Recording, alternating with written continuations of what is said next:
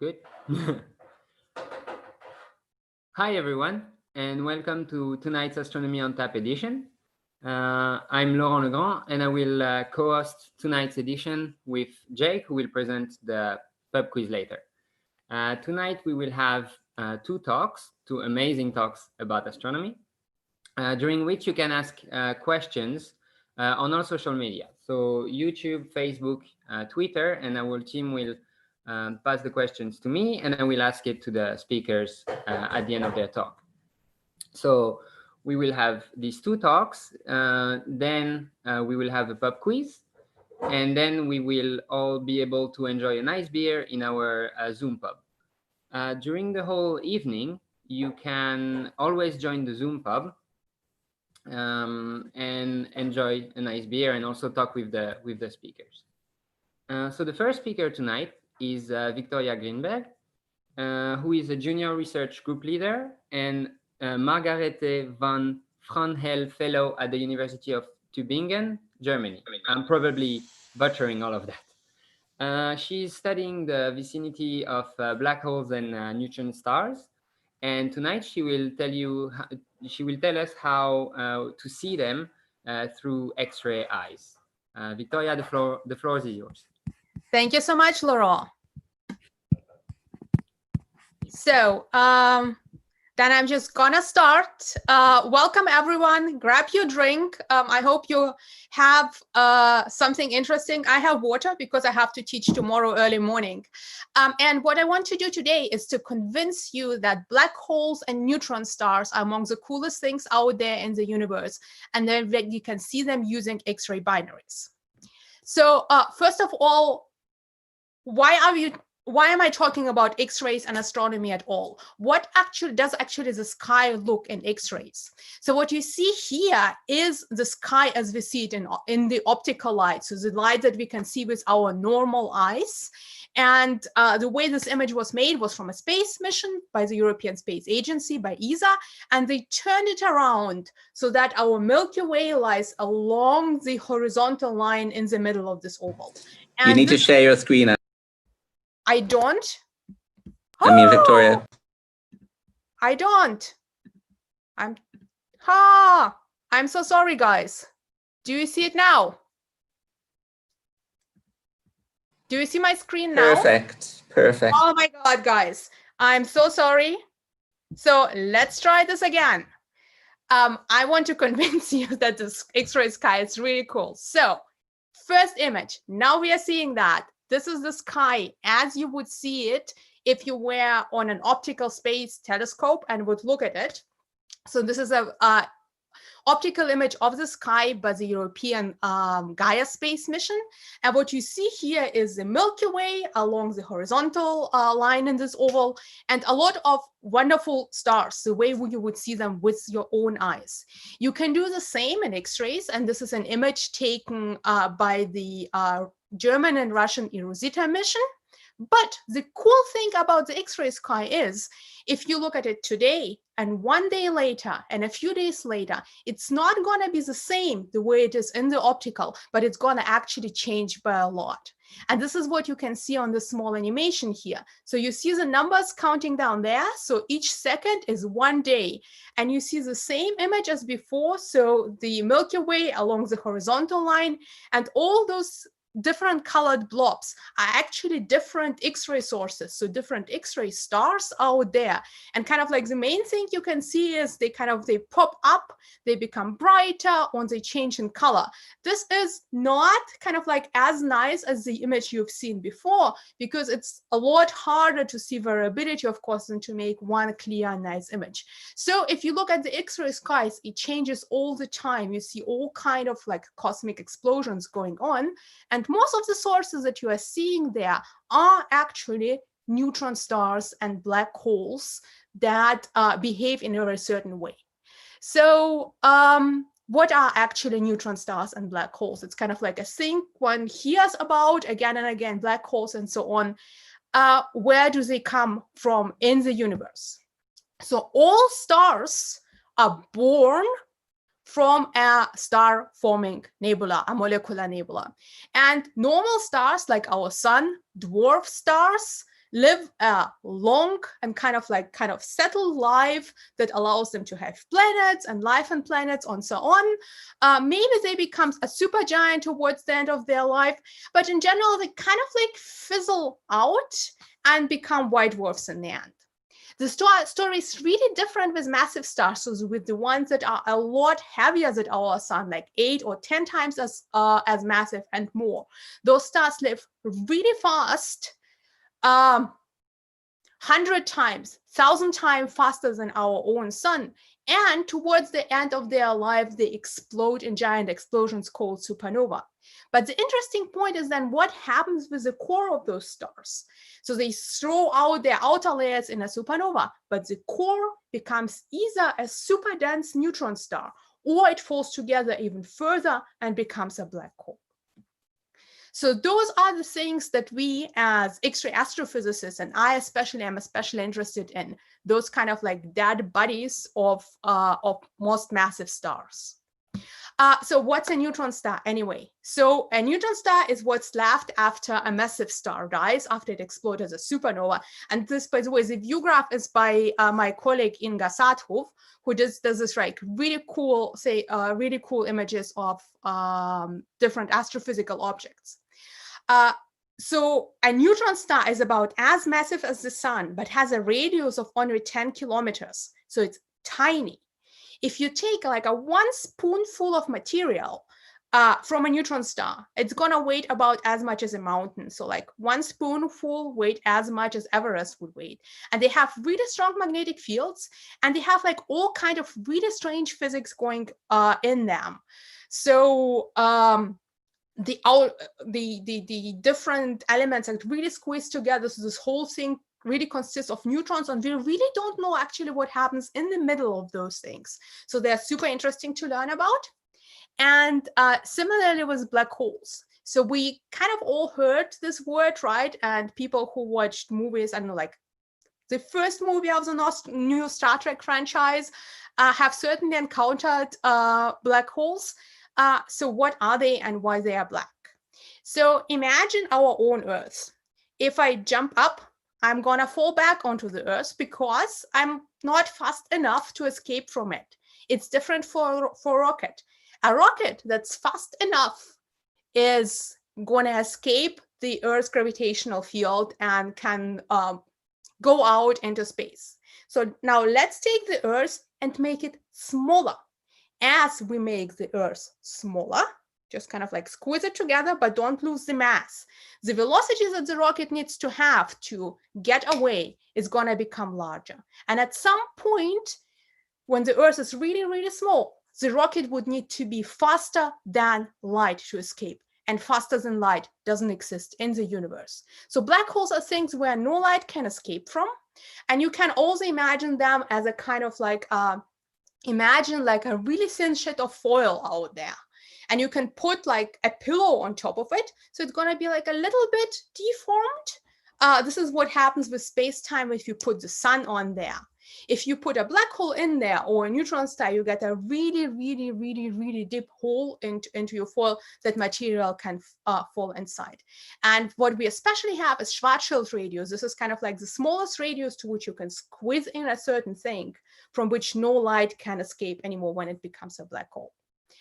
So to give you a feeling for how big or small black holes are, a black hole with a radius of, with the mass of our sun is going to have a radius of just 3 kilometers. So what this image shows you are the different planets. This tiny blue dot here is our own Earth, and the sun doesn't even fit on this image fully. And then you take this giant sun and squeeze it down to just 3 kilometers, and then you get a black hole.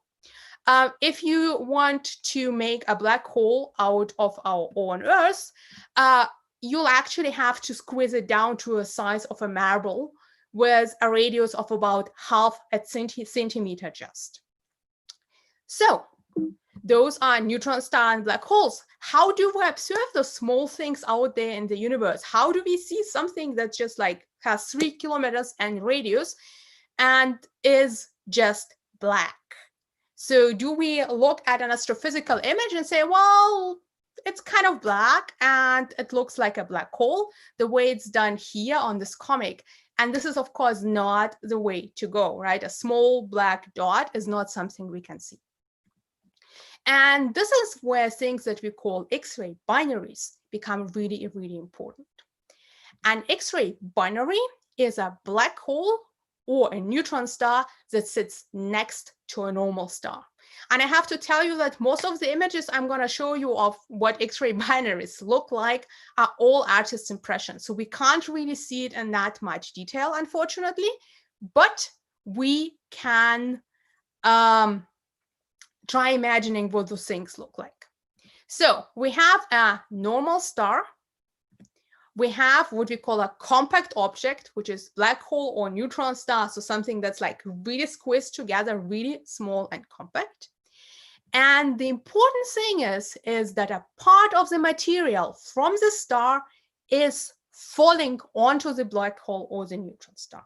And similarly to what happens in your bath, once you open it up and all the water starts going out, it kind of spirals in. So what you also have as an accretion disk is the material from the star that falls onto the black hole or neutron star and spirals in. And from close to the black hole or neutron star, not from inside the black hole, you also have sometimes material being ejected out, again called jets. Nothing escapes a black hole, so jets are created somewhere close to the black hole. So why again is it called X-ray binary? Well, first of all, there's the one thing to think about, and this is how much energy is produced when things are falling onto a black hole or a neutron star. And for example, you may know, I do hope you know, otherwise you're going to learn that our sun produces its energy via fusion. So what it does, it over a few intermediate processes takes two hydrogen atoms and turns it into one helium atom. And about 0.7% of the total mass is being turned into energy that way. So fusion can turn 0.7% of the total mass into energy.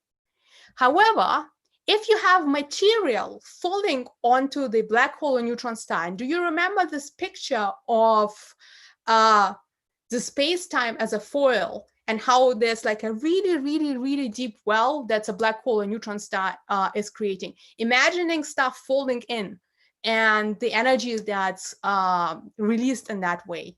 So about 10% of the total mass can be turned into energy by accretion, even more than that. So accretion is kind of like the most energetic process you can create in the Earth. So you have material falling onto a black hole, neutron star, and material and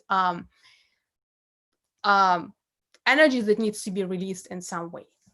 So it's going to be released as light, but not as our normal optical light. So if you look at the electromagnetic spectrum, so kind of like all kinds of light that is out there. So there is our visible light, then towards the longer wavelengths and towards light that has less energies, you have infrared. And towards shorter wavelengths and higher energies, you have first UV, then X-rays, and then gamma rays. So it's all electromagnetic radiation, but with different energies. And the important thing is, as things become warmer, they emit different kinds of electromagnetic radiation. So what you see here is an infrared image of me and two friends of mine over in the Chicago Museum, Natural Science Museum from a few years ago when we all still could travel. And what you clearly see here is that our skin is a lot warmer than the glasses that we are wearing. So our skin is actually emitting more infrared radiation. So what happens if you heat things up? I'm not going to heat anybody, one of us, up to, say, 2,000 or 4,000 degrees, but you can do that with iron. And as iron becomes hotter, it starts first to glow reddish and then move towards higher wavelength, and at some point also kind of like become brighter and also more white than that. So as things become hotter, they are actually emitting radiation with higher energies. Now, if you take an high mass X-ray binary where material is falling onto the black hole or neutron star, the material that goes in there really heats up and reaches temperatures up to 10 million degrees Celsius. And that's hot enough to actually produce X-rays that we can then observe. There are also like a little bit more complex sources of X-ray emissions than just the hot temperature, but hot is kind of like enough at the first order approach. There's one problem when it comes to observing in X-rays, and that is that X-ray light does not penetrate our own atmosphere. This is good for us because otherwise we kind of like all would be dead. But it's bad if we actually want to observe X-rays. So what you see here is kind of like how deep into the atmosphere the different kinds of radiation comes through. So radio comes through, infrared kind of-ish. Visible light is of course something that we can see, but UV and X-ray lights get stopped far above the stratosphere. So to observe an X-rays, we actually have to go into space. And this is why, for example, ESA, the European Space Agency, has several missions that focus on really observing X-rays. So the missions that are out there in space right now are XMM Newton and Integral. And if you haven't heard about them, like they're amazing missions. And there are also a few things planned. Athena is our kind of like big hope for the 2030s. And CRISM and Einstein probe are missions where ESA is working together with other space agencies, with the Japanese and the Chinese space agencies. And NASA and so on, of course, also has their own missions. So we have X-ray binaries. We know how to observe them. What can we actually learn about them? If we see what happens if we are looking at black holes and neutron stars through X-ray eyes. So I want to show you like 5 examples of cool science that can be done with these particular objects. So this is an example. So you see in the back an image of what we think is happening. So we have again a normal star sitting over here, a black hole sitting over here, an accretion disk, so material that's falling onto the black hole.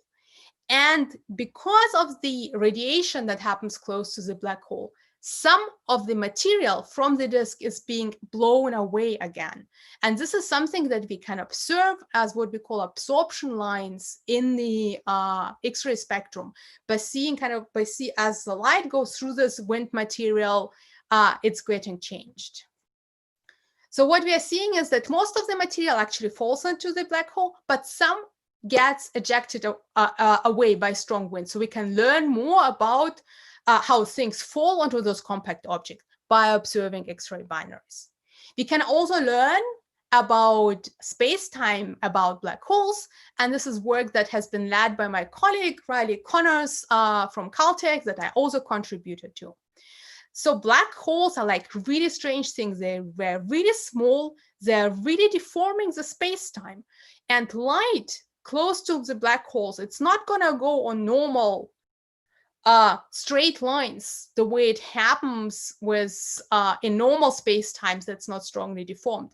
Instead, light can be forced on really strange skewed paths. And what we've been observing is that light that gets pretty much emitted on one side of the black hole in the disk can get kind of like moved together on a really complicated path and made to be fall back onto the black hole.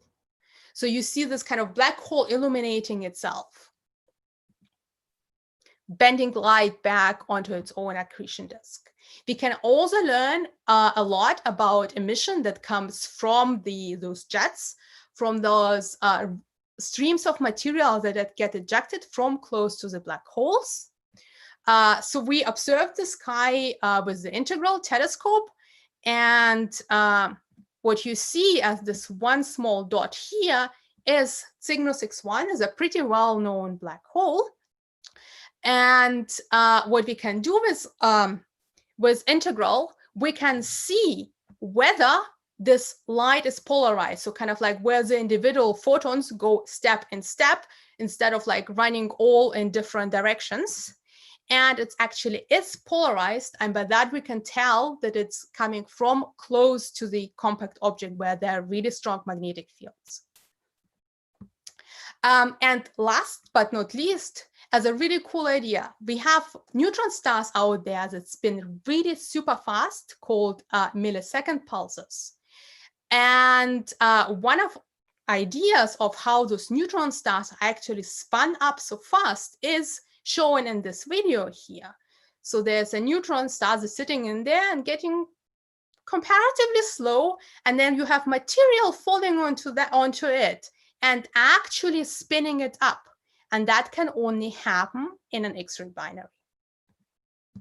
And last but not least, we can not just learn about the neutron stars and black holes itself, we can also learn about the material around them. So here, the companion star, kind of the other star in an Xray binary that's not neutron star or black hole, has spewed out a lot of dust. And by observing the emission that comes from the neutron star, we can actually learn about the dust that comes from this object. So in short, there's like a ton of super interesting science that can be done with these objects if we can observe them from space and in X-rays. And with that, I thank you. Hey. Hey, Victoria. Hey. Thank you for this very interesting talk about this mysterious and very cool object. So we had a couple of questions during your talk. So the first one being, when you say that the other star is close to the black hole, how close it is? Do we know? Super close. So the black hole or neutron star is usually closer than one stellar radius. So the average, sometimes a few stellar radii, but really, really, really freaking close. Very close, okay. Yeah. Sorry. Go ahead. No, then that gives us to the second question, like how close should a black hole in our galaxy be to us in order to endanger us? I think the person was... Actually, so this has nothing to do with Xray binaries, but in general, super close.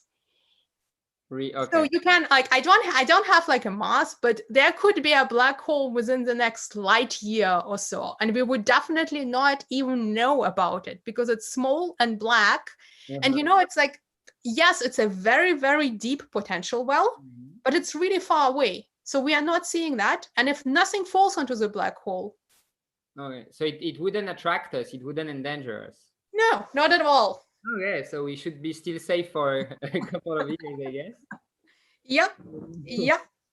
Then we had additional question on what do you mean by polarized light and what does it tell us?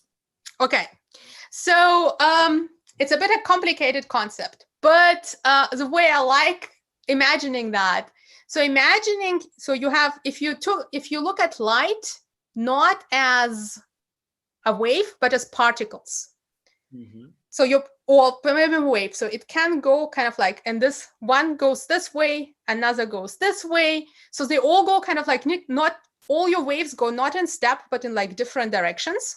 Or if you imagine like a group of people and they all run towards you, okay, as compared to all of them going nicely and in step.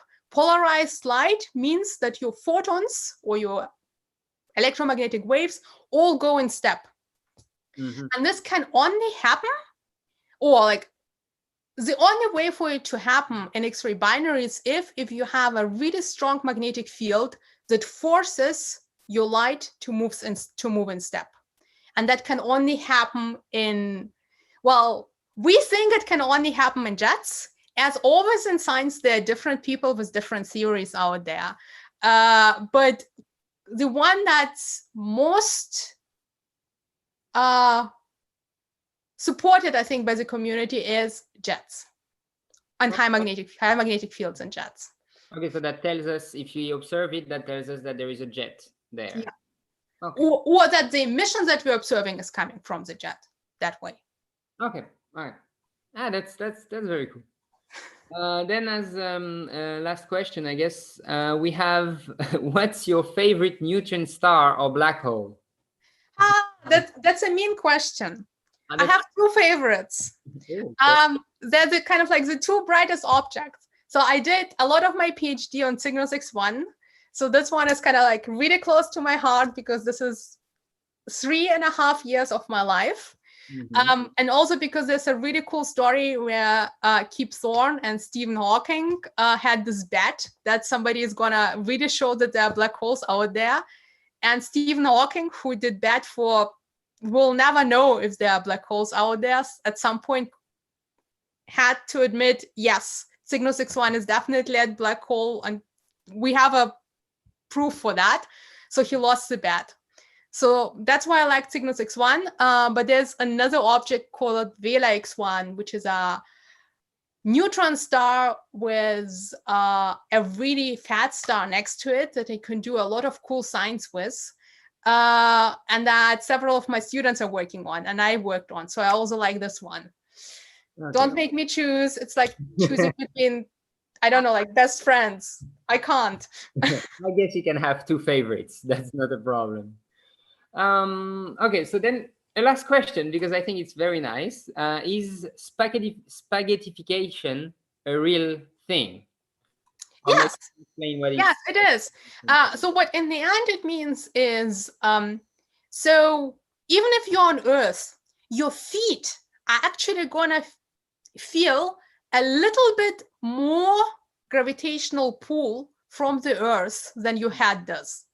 You just never feel, you don't actually feel the difference because it's not that big the difference. Closer to the Earth than your head? Yeah. But imagine a black hole that's a lot smaller. Imagine like an Earth-sized black hole is just like my finger big, right?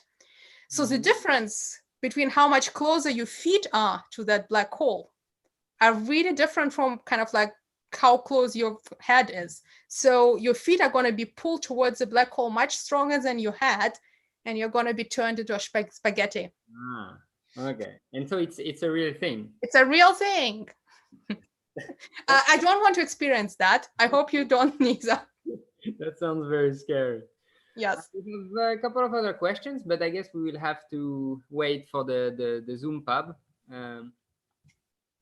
for you to answer them. So people, don't forget to go into the Zoom pub after the.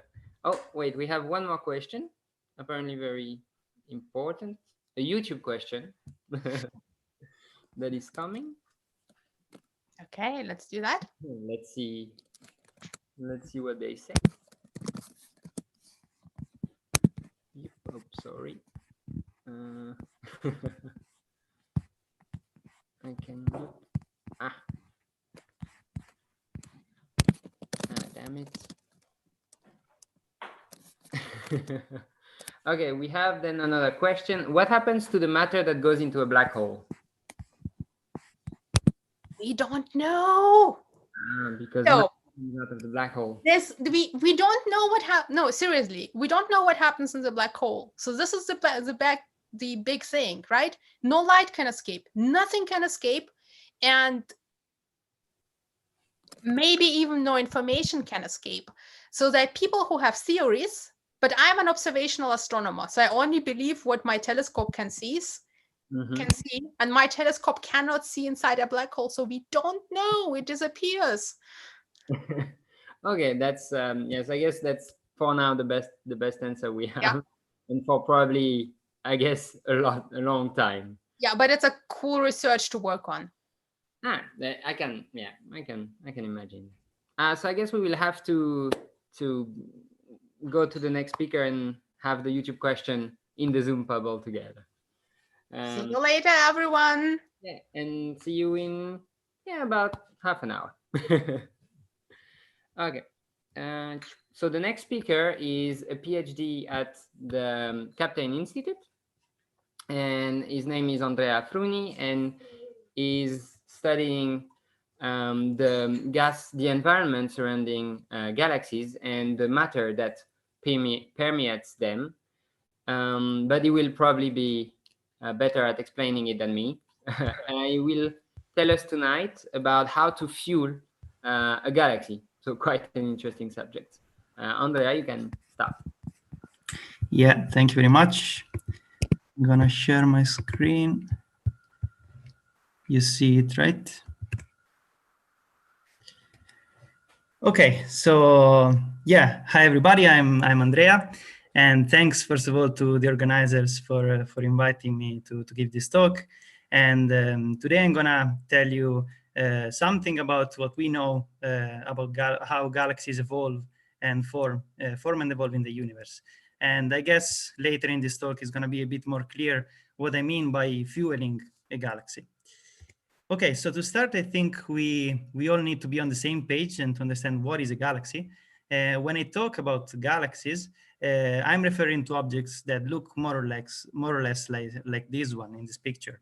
So this is a picture of the Andromeda galaxy, which is our closest neighbor. So it's the closest galaxy to our own, which is the Milky Way, and so it's also the galaxy that we can see better.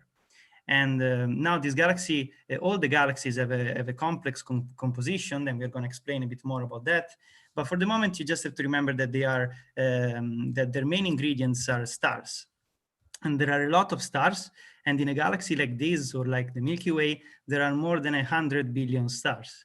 So if you think that we are part of a solar system of a single star, which is the sun, you can think that we are our sun is only one out of more than 100 billion stars in our own galaxy. And that's not it, because there are not only 2 galaxies in the universe, but there are many. And you can understand that by looking at this picture here, which is a real picture taken by the Space Telescope Hubble. And it's a very small area in the sky, but you can see that there are a lot of objects, and all these bright objects are galaxies. So the universe is quite big, and in the universe, we expect there to be more than thousands of billions of galaxies. And if you want to have a better understanding of what are the scales that I'm talking about, you can look at this very cool video, which is called The Cosmic Eye. You find it on YouTube. But anyway, so what I'm gonna talk about today is a particular class of galaxies, and these are called disk galaxies. Disk galaxies because most of their stars are aligned in one plane, in one disk. They are rotating around the center of this disk, and they're also called star-forming galaxies. Star-forming galaxies because they're forming stars. So each year, a new star, or more than some stars, are formed inside this galaxy.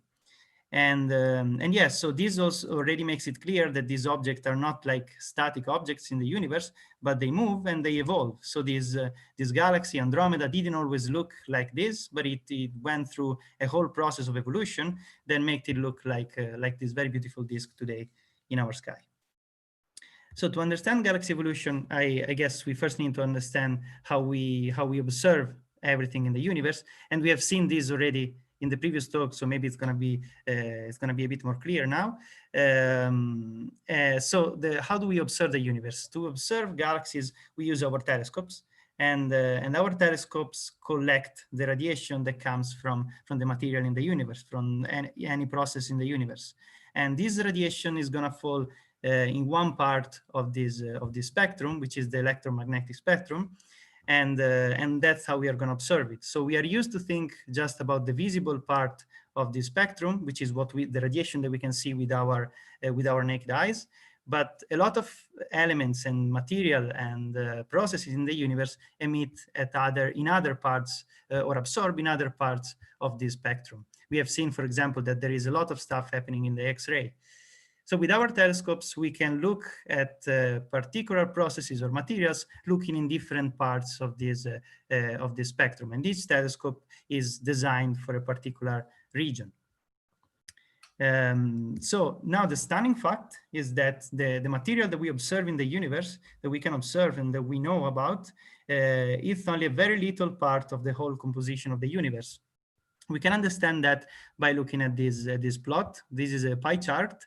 and where the whole circle represents the whole amount of the universe, and each slice represents a different component of our universe. And we see that there is this very small slice here that represents just 5% of what we have in our universe. And this is what we call regular or ordinary matter, which is what we can see with what I was telling you that we can see with our telescopes. All the rest is something whose nature is kind of unknown to us. So it's the sum of what is called dark matter and dark energy. And we know that this stuff is there, but we don't really know what they're made of. So 95% of our universe is actually, its nature at least, is to date unknown to us. Now, I'm not going to talk about dark energy today, but I'm going to talk about dark matter because dark matter is actually very important for galaxy evolution. And so it's called dark because it's dark, and we can't see it because it doesn't interact at all with the radiation. So contrary to what the ordinary matter does, the dark matter doesn't emit, doesn't absorb radiation. So we can't see it. But how we observe it is, how we know that it's there is through the interaction of this material with the normal regular matter. And this interaction happens through the gravitational force. So gravity is what actually allows us to study the dark matter. So why is dark matter important in galaxy evolution? We can start by looking at this plot. So this is a result of a numerical simulation, and it shows how the dark matter is distributed in the universe. These represent a very large section of the universe, and what you see here is only dark matter. This is called cosmic web because you can see it resembles kind of what is the web of a spider. And where the colors are brighter, that means that there is more material, more dark matter in there. There are some parts where the filaments of this cosmic web intersect each other. These parts are called knots of the cosmic web.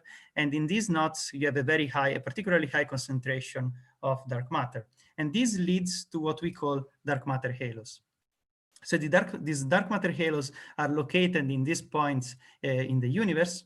And you can imagine a dark matter halo as a cloud as a very massive cloud of dark matter. And this is very important because inside the dark matter halo is where we are gonna form, nature is gonna form galaxies. And so basically all the galaxies in the universe have a dark matter halo around them. Why does that happen? Because I told you that dark matter interacts through gravity with the normal material in the universe. And so the ordinary matter is naturally attracted inside these halos and is going to flow inside the halo. And inside the halo is going to form the galaxy. So you can imagine this, you can picture this like seeing the halo as a well on the ground. And then you have the universe is a flat surface and the water is the ordinary matter. So the water is going to flow naturally inside this well. And at the end, inside this well, you're going to form the galaxy. So this is the role of dark matter in the formation of a galaxy. But now to study galaxy evolution, we need to look at the galaxy. So we need to look at the material that is inside a galaxy. So what do we see when we observe a galaxy? And this is the first image that we can think of a galaxy, and it's only in all its properties is similar to what I showed you at the beginning of Andromeda. This is another galaxy. It's farther from our Milky Way, but this is an optical image taken with a telescope in the optical band. And what we see here are the stars. And again, these stars are located in the disk of the galaxy, are rotating around the center of the disk. But the galaxy is not only composed by stars, but there is a lot of other material in there. And this is an image of the same galaxy in the same scale. And now we are seeing something different. So we are not seeing here the galaxies, but we are actually the stars, but we are seeing gas. So this gas is in particular neutral hydrogen, and it's the main component of what we call interstellar medium, where the interstellar medium it's a medium that is composed by different gas components, and yeah, it's called interstellar because we find it in between the stars and around the stars. And to see this image, to see this gas, we have used a radio telescope. So we have looked at a particular at a particular frequency in the spectrum that lies in in the radio band. So why is the gas important? Why do we care about all this gas? Well, the gas is important because we have seen this already in the previous talk, that the stars form from gas clouds. In particular, we need to have very cold gas clouds. And here, when I say cold, I'm talking about temperature that are like minus 250 degrees, so very cold with respect to what we have on Earth. And if you have a cloud of such a cold gas, and this cloud is dense enough, this cloud is going to collapse, and the collapse of this cloud will create in the center the star plus eventually the planetary system of the star. So when I talk about fuel of galaxies or fuel of star formation, I'm just talking about this cold gas that is actually what we need to create to form the stars in the galaxies. And we see this process going on in our Milky Way and in external galaxies. And the galaxies like our Milky Way are forming a few new stars each year of their life. Now, the life of a galaxy is spans in a time range of about 10 billions of years. And if we look at the cold gas inside these galaxies, the very cold gas, the amount of this cold gas is very little. And if the galaxies keep forming stars every year, that means that they will finish their amount of cold gas, the one that we see, in a very little time. So that's a problem, because we still see galaxies forming stars. So we need these galaxies to acquire some new gas, some new cold gas from which they can form new stars. And this is actually the main topic that I want to discuss today. How do these galaxies acquire their new gas? Where do they acquire it from? And how do we fuel these galaxies? So the answer to this lies in the halos of the galaxies, so in the environment of the galaxies. I told you that the galaxy is somehow at the center, and around it there is a dark matter halo. But this dark matter halo is not devoid of gas. There is material in there, and this material is called circumgalactic medium. So it's called circumgalactic because it's around the galaxy, and it's gas that is very diffuse, so it's hard to see. We can observe it. We have observed it. It is composed by different gas components. So we have very hot gas that we observed through X-ray observations, and this is a temperature of about 1 million degrees. And it's also very easy to remember nowadays, because it has a name that is very recurrent, which is corona. So also galaxies have their own corona problems, and this corona has been observed both around the Milky Way and in many other galaxies that are at least as massive as the Milky Way, or more massive than the Milky Way. But there's not only the corona.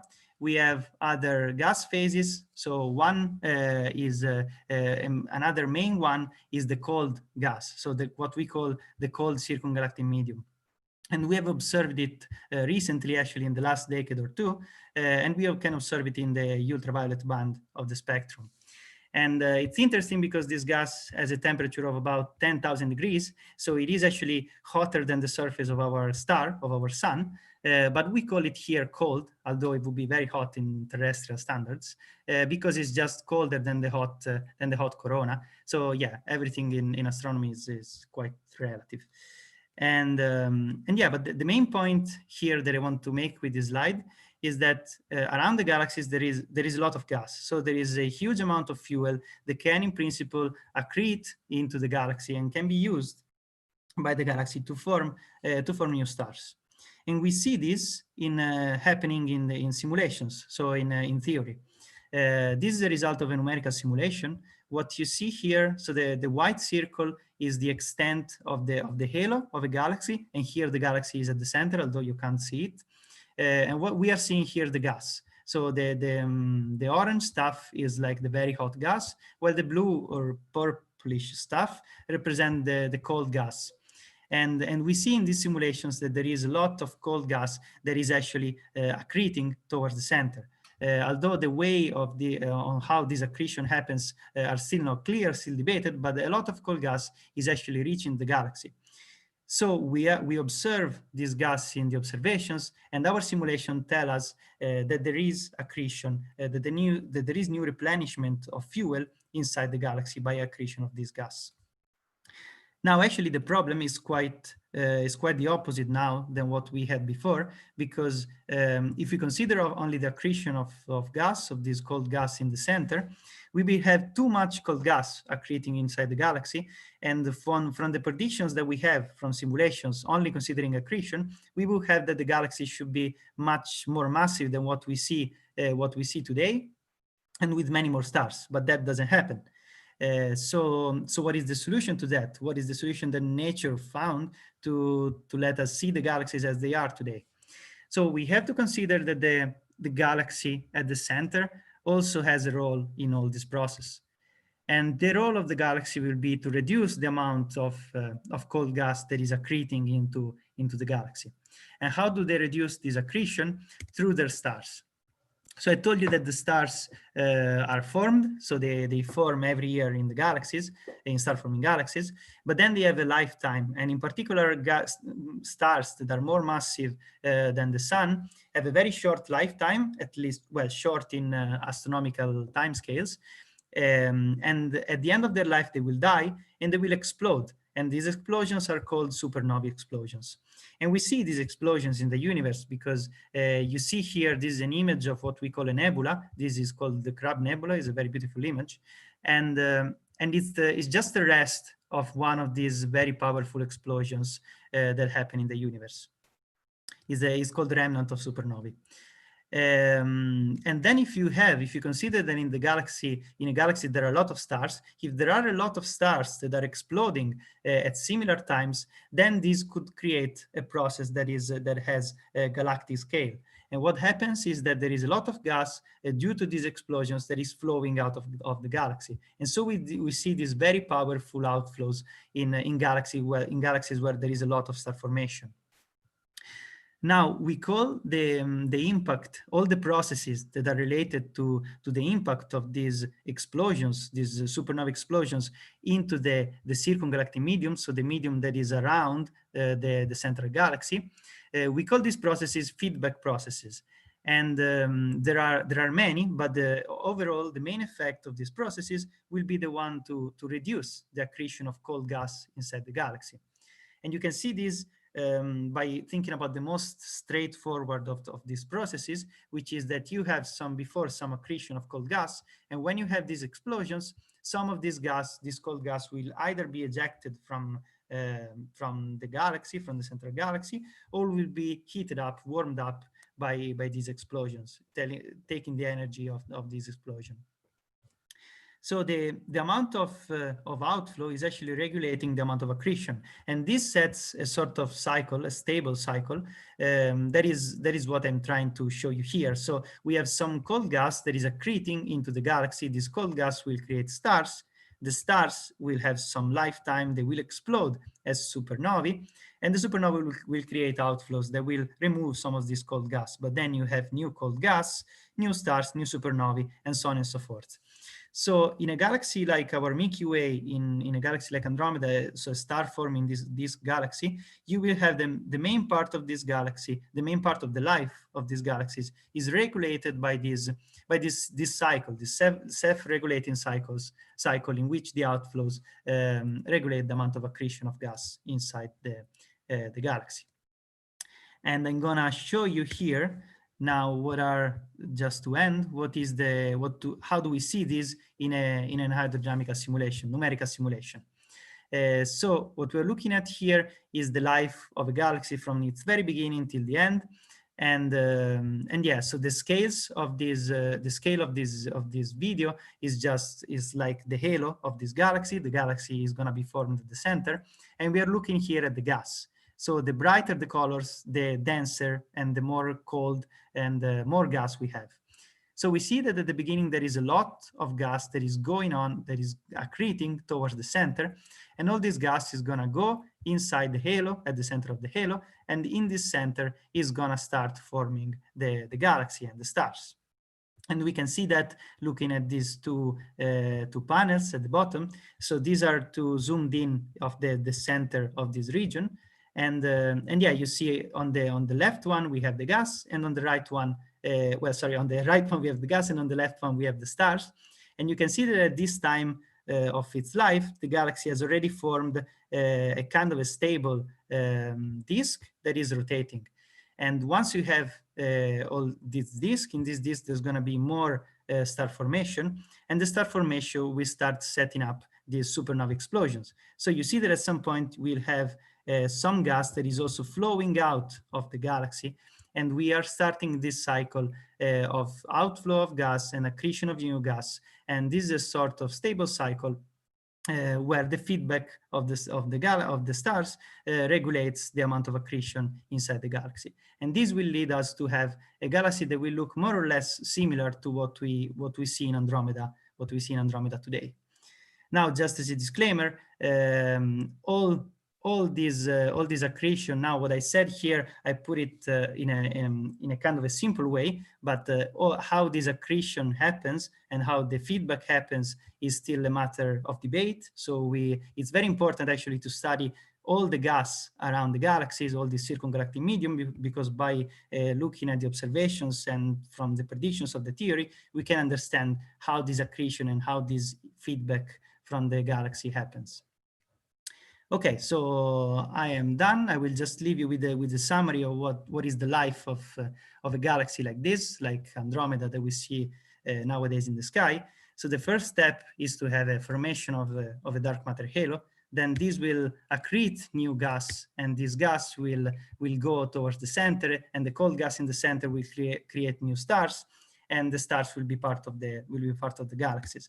The explosions of these stars will then regulate the amount of accretion that will go inside the galaxy. And through this cycle, this kind of a stable cycle, it's possible for us to see this very beautiful object today in the sky.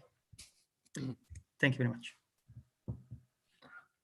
Thank you, Andrea, for this very interesting talk about how to fuel galaxies, but not too much, just to get it right on the tight spot. So we had a couple of questions. And first, right? Yes. Sorry. Yes. First, a very interesting one, I have to say. How do we determine the limits of a galaxy? Well, so depending on how you define the galaxy. So I showed you before that there is that the stars have a certain expansion, have a certain dimension. Let's say we see the disk of stars, and but around these stars there is also the interstellar medium. So usually when you look at the neutral gas, so at the hydrogen gas, the disk of gas is actually more extended than the disk of stars. So, but then, I mean, the galaxy is everything. All the components, like dark matter, is part of the galaxy itself. So it depends on what you want to look at. So if you want to look at the dark matter, the limit of the galaxy is the dark matter halo. Then, I mean, the point is that in astronomy they're not like cuts, and the galaxy stops at some point and the dark matter halo stops at some point. Everything is a bit more smooth, but yeah, you can. I mean, it depends what you're looking at, I guess. So it's more you who decides, like, okay, here it looks like the galaxy is stopping. Well, I mean, I mean, when you look at the stars, you see that at some point there are no more stars anymore, right? So yeah, that's the extent of the disk. And the gas is the same. Okay. Yeah. Second question: are our Milky Ways and Andromeda in two different nodes of the cosmic web? No. We are part. So actually, normally when so a knot of the cosmic web, it's like a very large dark matter halo. So we are part. So the Milky Way and Andromeda are part of what is called the local group. So we are all part of the same dark matter distribution, part of the dark matter distribution. So yeah, it's all inside the same knot, if you want to consider the cosmic web. Yeah. Okay. They're not so far away. Now, third question, we have: what's your favorite galaxy? A recurring question. Yeah, I don't know. I never really thought about it, so I'm gonna go with the Milky Way. Okay. Yeah. Yeah, That's, I mean, yeah, pretty lame. But okay, yeah. maybe Andromeda if you want. But I don't think it's Question. so. I don't think it's so lame because nobody would go with this one. Everybody would go with any. Yeah, exactly. No, I mean the Milky Way is interesting because it's the trickiest one, right? Because we are inside it, so we can't really. It's easy, relatively easy when you look outside to see what's the shape of the galaxy. When you look at the Milky Way, you have to. It's harder because you are inside. It's like you're inside the building and you want to understand how the building looks like from outside. Mhm. So I mean, it might be more interesting. Yeah. I understand.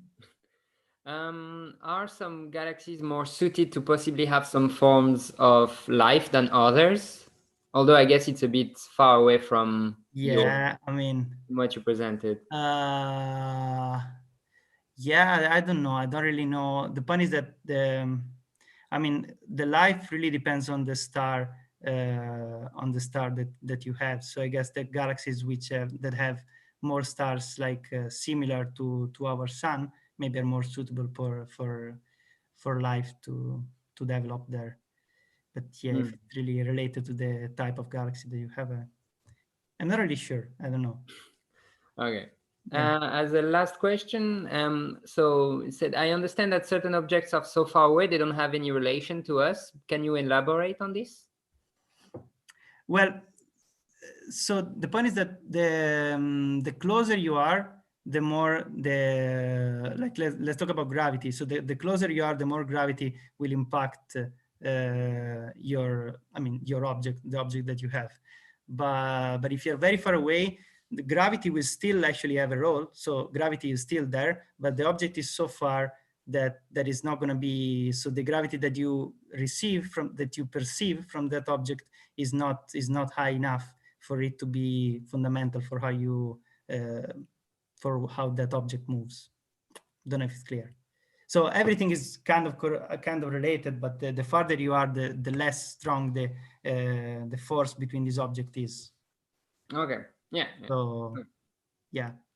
Okay.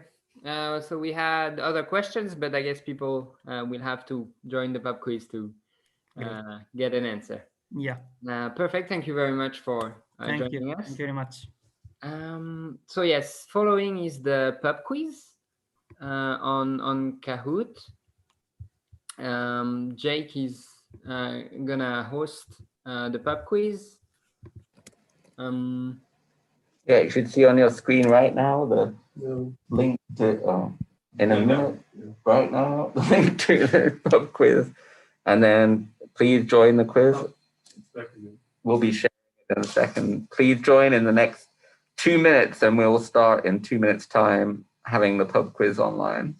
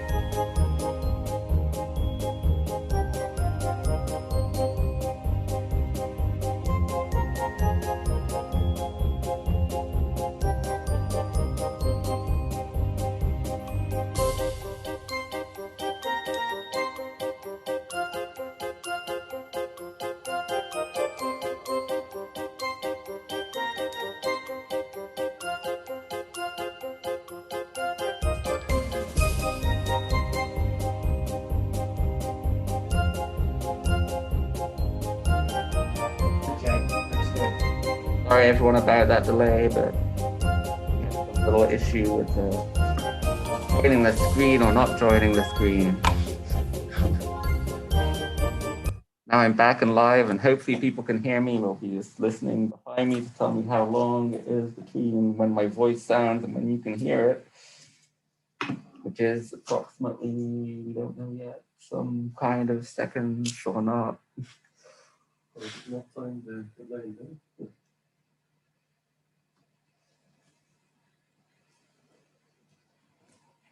So if you're ready, if you can hear me, I think you can hear me. I don't know if the YouTube can hear me, or how long the delay is. Oh. But it looks ready. A few seconds. It's just a few seconds. So each question has 60 seconds available. So please try to answer as fast as you can. I'll be here to 4 or 5 seconds. So just don't wait till the end. Remember, the quicker the answer, the more points you can get. There are good prizes if you win. If you don't win, there's nothing. There's should be no music playing, but who knows? But we will start the quiz in about 10 seconds time. So hope you're ready to go.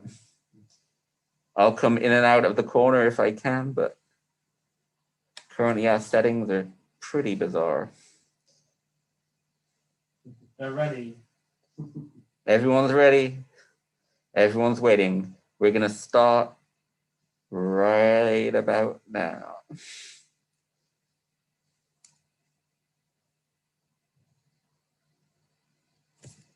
So we're starting with question coming up now. What is the most efficient energy source out of this list? Fire, accretion, nuclear fusion, or nuclear fission? The first few questions, you could have heard the answers in the talks, and then after that, we get into questions that who knows how you heard the answer.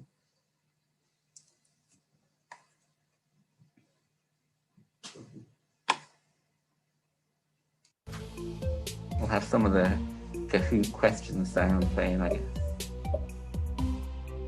Makes it a bit more intense. If you're not answering, answer quick.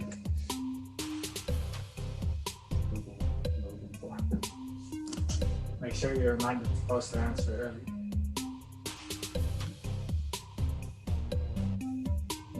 You're about 3 seconds behind me, so you need to answer by 3. If you didn't, you probably failed. So accretion is the most efficient energy source, as you heard earlier today. Xboss, Technology, Pipe, Enceladus, Augustine up there on the leaderboard. Everything's still to play for. Absolutely everyone's still in the game at this point, of course. If Earth were a black hole, what would roughly be its Schwarzschild radius? How would the Earth be if you squashed it to make it a black hole?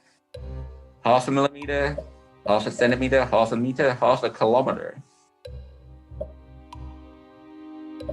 Sorry to English people that I said all of those in a very American accent.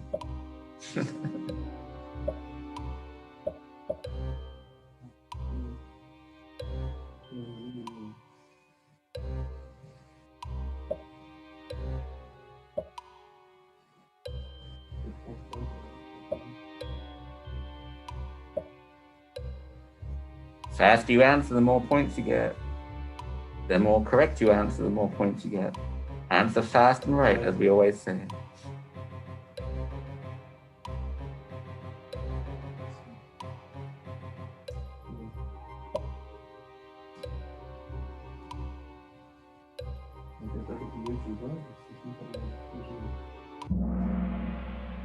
Yes, it would be 0.5 centimeter. Good job, people who got that right. Oh, complete turnaround in the leaderboard. So, as I say, everything is to play for. Let's move to the next question. What radiation is the most energetic of these 4? Ultraviolet, infrared, X-ray, or optical? Per photon, which is the most?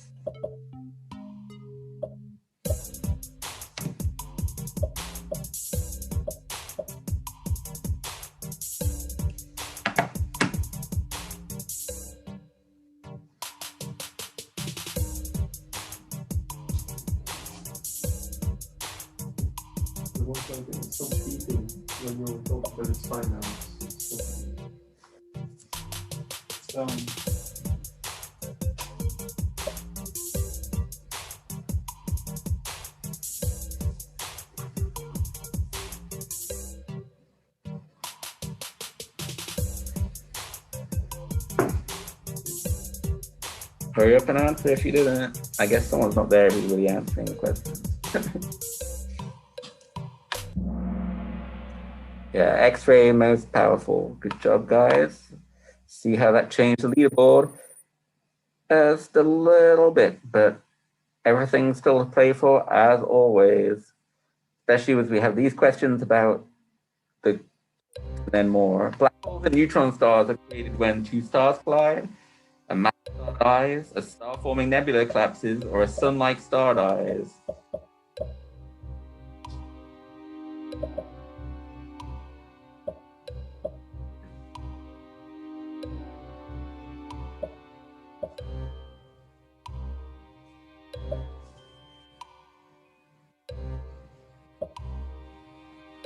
People have had different opinions about this over time.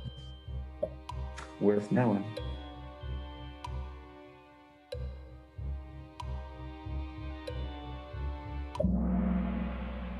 Yes, when a massive star dies. that's possibly controversial, but you all said it, so fine. How many stars in the Milky Way is forming every year? No new stars, a few, 100, a million. Every year, how many stars does our galaxy form?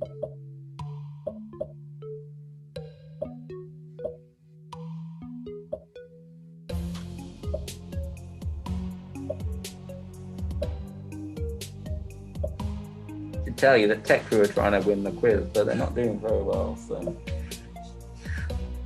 Everything worth playing for.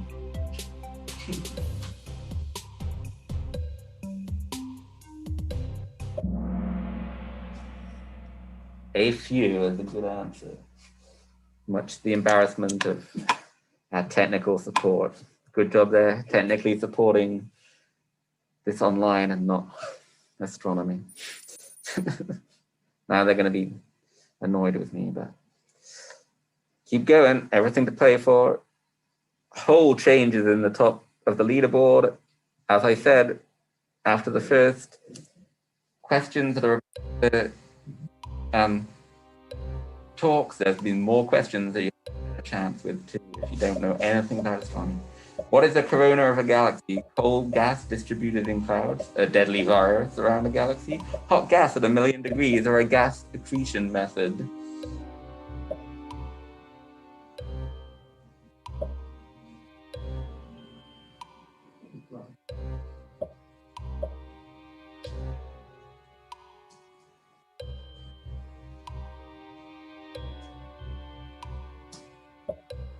Come on, you can answer it.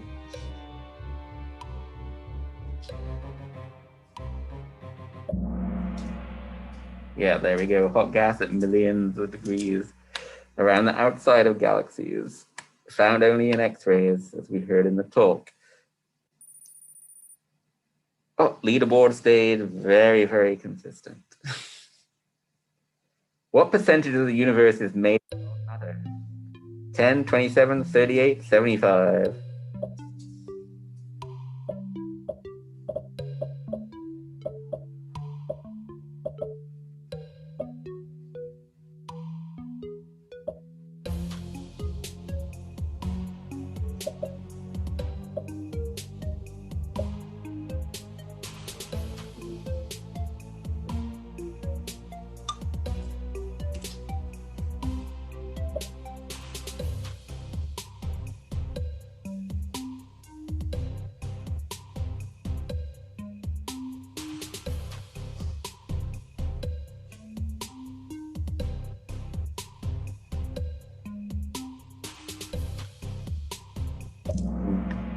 Some people's connection apparently said it was lost, but please keep trying to keep online and watch and see what's going on.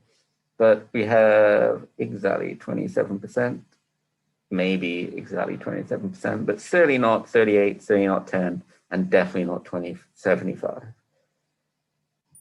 See how that changed people around, up and down a bit?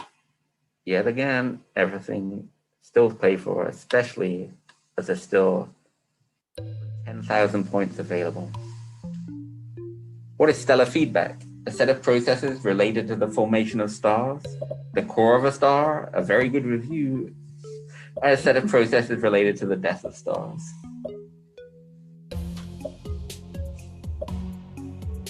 I would say astronomically you should answer the question.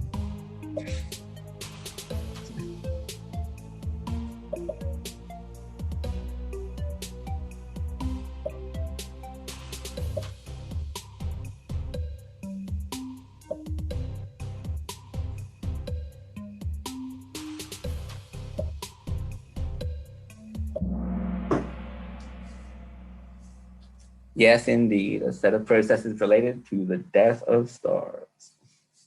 No, it's not at all. It's a set of processes related to the formation of stars. So this answer was wrong to this question. See, you got it wrong. I'm sorry about that.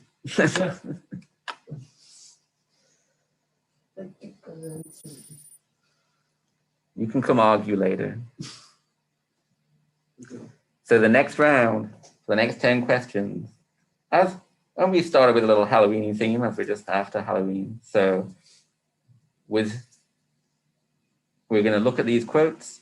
Were they said by Carl Sagan, famous alien hunter and presenter of very good science shows? Or was this said by Gandalf, famous wizard? So decide who said any of these quotes. All the points are up for grabs. Everything could work out right now. Let's see what happens. You cannot pass. Who said this? Carl Sagan or Gandalf?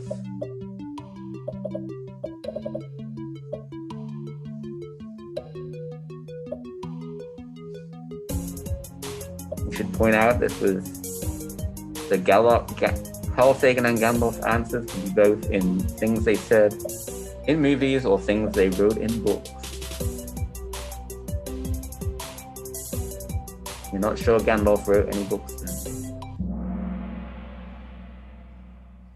Was indeed Gandalf. Though, for anyone who wants to argue, I would probably say that Carl Sagan has said this to someone in the class at some point in his career as a professor.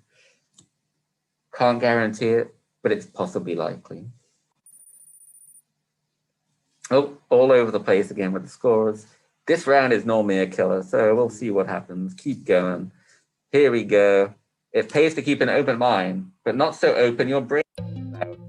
Sagan or Gandalf?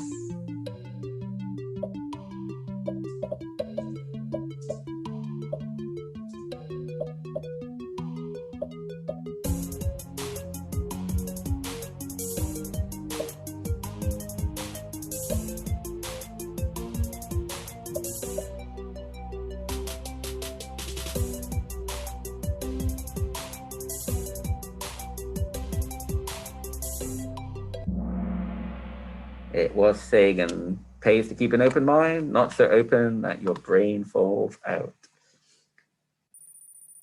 A little bit of movement. Keep going. Still many more chances. Extraordinary claims require extraordinary evidence. Sagan or Gandalf? I myself tried to decide every time. I'm right less than half the time, so you're probably doing better than me when you're answering the quiz question.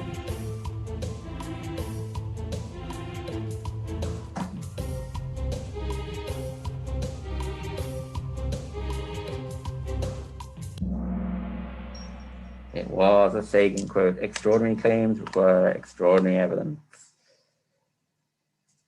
Next question.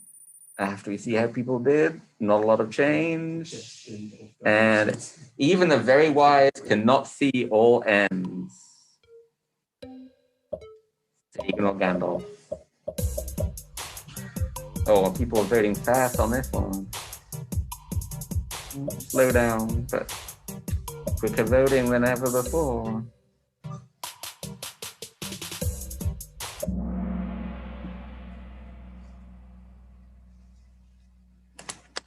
Even the very wise cannot see all ends. Good Gandalf quote.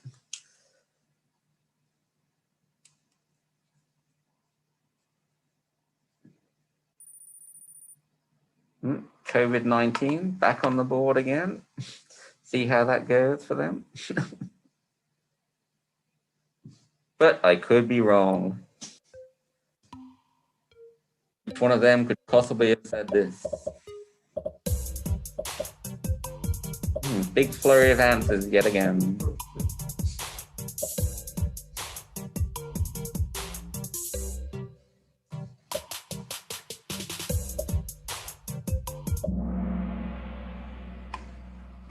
Was a good Sagan quote, but I could be wrong. I don't know if Gandalf ever said he was wrong. Maybe some solid Lord of the Rings fans will come to the Zoom club afterwards and tell us how we're completely wrong.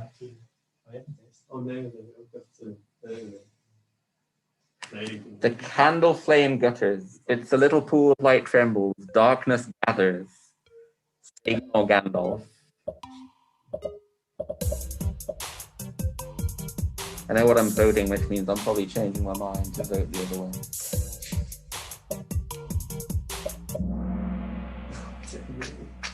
There's a Sagan quote. So totally Gandalfy. That's why I knew I should change my mind and make it Sagan. Unfortunately, I'm not playing the quiz, but could have won that one. Only Enceladus moved at all, up there at the top of the list.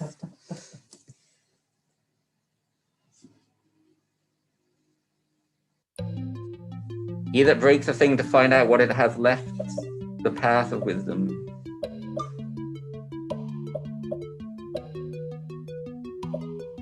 I think there should be an extra key. He that breaks a thing to find out what it has left the path of wisdom.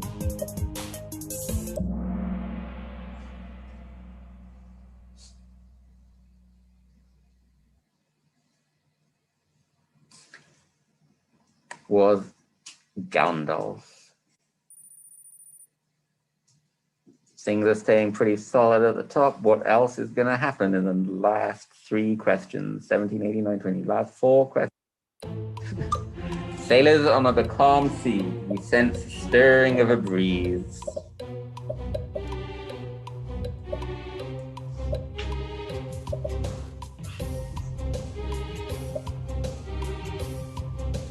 Tech Crew says this one's easy, apparently, from behind. Who knows whether or not.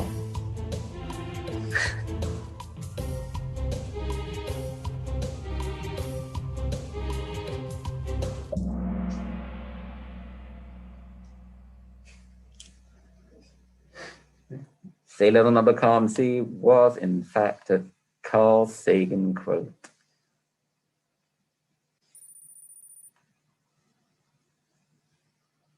I'd say Tech Crew respond much more quietly after the answers than the questions. The wise speak only of what they know.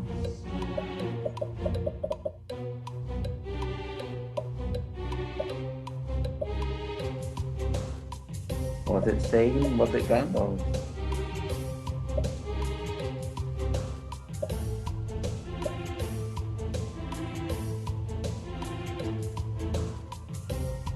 Time to run out.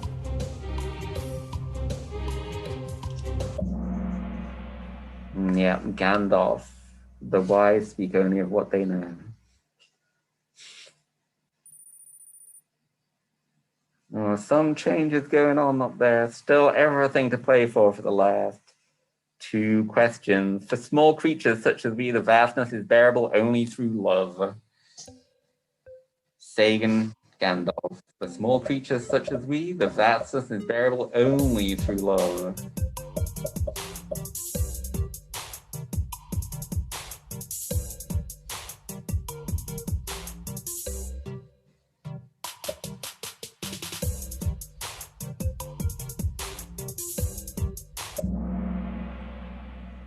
Yeah, there you go. Sagan. Enceladus is on fire. Betelgeuse also on fire. I think everyone's doing well. Let's see what can happen with question 20 or 20. All we have to do is decide what to do with the time that is given to us. Sagan or Gandalf.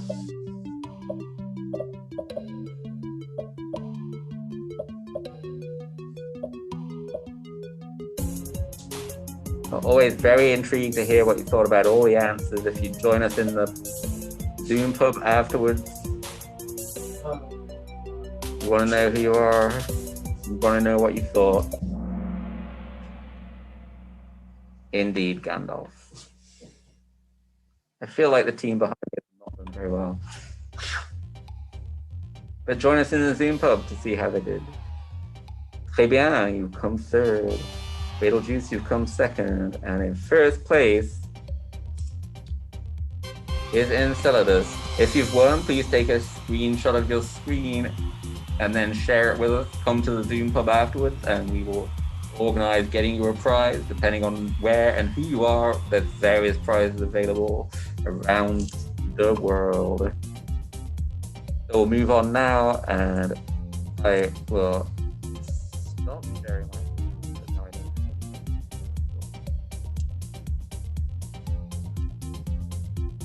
Yeah, I'm trying to share the link to the Zoom Club. http://emu/Zoom Pub, but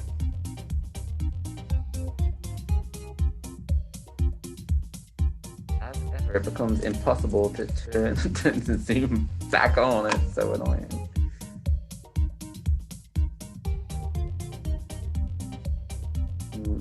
I don't want to leave that.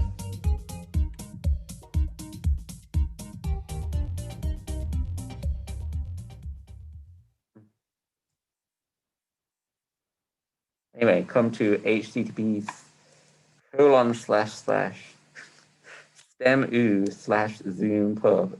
I'm going to share it right here. I know how to do this.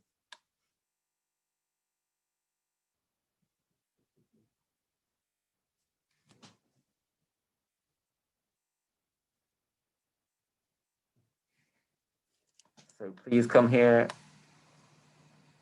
Join us in the pub. Join our speakers there. Join our crew is there.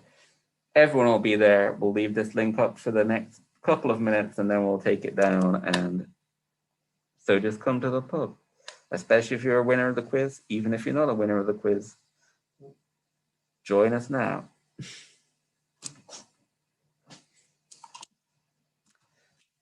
Join us now.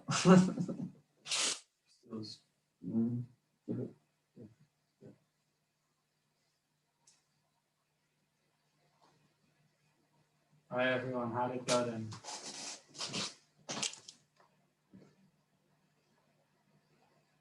I see a thumbs up. No, it's just in my headphones though, so you can talk. I think it's still visible on here. There it is. I'm just letting people Yeah, in but for it's now. very quiet. It's very quiet. Yeah? I just can't get back to the Zoom control. Standard.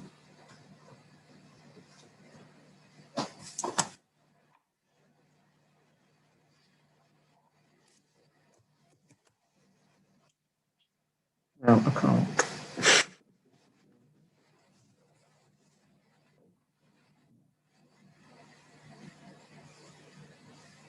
I'm giving it 30 more seconds, then stopping it. Yeah.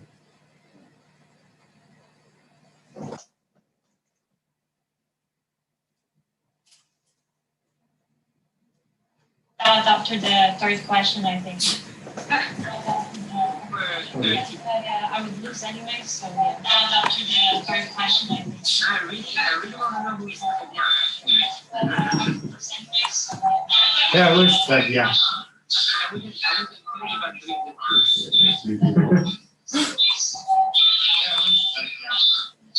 Wait, did log in, make the quiz.